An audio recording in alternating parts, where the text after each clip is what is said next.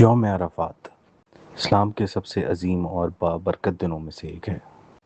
یہ وہ دن ہے جسے اللہ تعالیٰ نے رحمت، مغفرت اور قبولیت دعا کے لیے خاص بنایا ہے۔ اسی دن میدان عرفات میں حضرت محمد صلی اللہ علیہ وسلم پر قرآن پاک کی وہ عظیم آیت نازل ہوئی جس کا ترجمہ ہے: یوم عرفات کے ہی دن نبی کریم صلی اللہ علیہ وسلم نے اپنا مشہور خطبہ حجۃ الوداع ادا کیا۔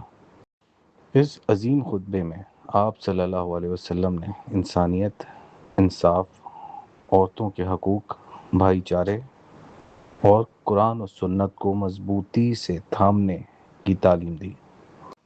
یوم عرفات کے ہی دن نبی کریم صلی اللہ علیہ وسلم نے اپنا مشہور خطبہ حجۃ الوداع ادا کیا۔ اس عظیم خطبے میں آپ صلی اللہ علیہ وسلم نے انسانیت، انصاف، عورتوں کے حقوق، بھائی چارے اور قرآن و سنت کو مضبوطی سے تھامنے کی تعلیم دی۔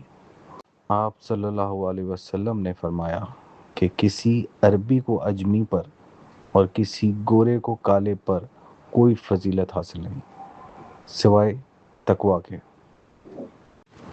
ہر سال لاکھوں مسلمان عرفات میں جمع ہو کر اللہ کے حضور اپنے گناہوں کی معافی مانگتے ہیں۔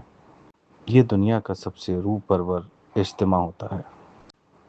رسول اللہ صلی اللہ علیہ وسلم نے فرمایا، حج عرفات ہے، یعنی عرفات میں وقف حج کا سب سے اہم رکن ہے۔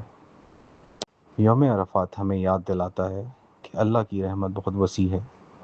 یہ دن امید کا دن ہے، معافی کا دن ہے اور اپنے رب کے قریب ہونے کا دن ہے۔ اور جو لوگ حج پر نہیں ہوتے ان کے لیے یوم عرفات کا روزہ بے حد فضیلت رکھتا ہے۔